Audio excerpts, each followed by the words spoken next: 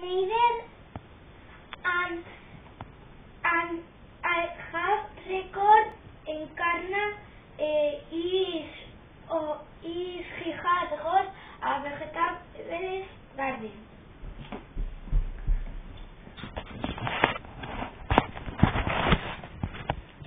¿Cuándo se plantan las alubias? A partir del mes de mayo. ¿Dónde? En las huertas, generalmente fuera. Se prepara la tierra bien y se hacen unos hoyos. Y se van metiendo 4 o 5 alubias en cada hoyo y se tapan con un poco de tierra fina que haya alrededor. ¿Cuándo hay que regarlas? Pues si no llueve, pues una vez a la semana se les echa un poco de agua. Si llueve, pues no hace falta. Depende del tiempo. Vale.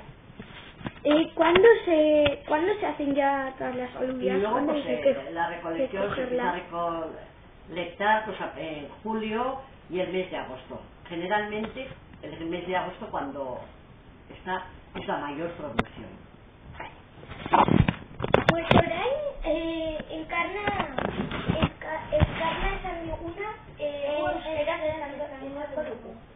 Noiz eren behar dira, ereiten dira maiatzan edo horrela, eta aldira bietan invernaderoan barruan edo kanpoan landatu, baino hobe kanpoan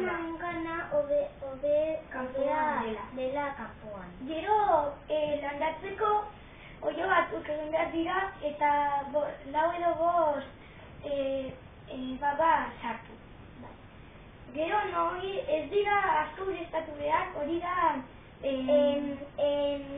euria egiten badu ez dira ureztatu. Baina ez badu egiten euria astean behin ureztatu behar dira. Eta gero hartu behar dira maiatza edo hortik eta gero hartzen dira eta kostatzen zaie 2 hilabete egitea. Bueno, eta gur eta ongi pasa.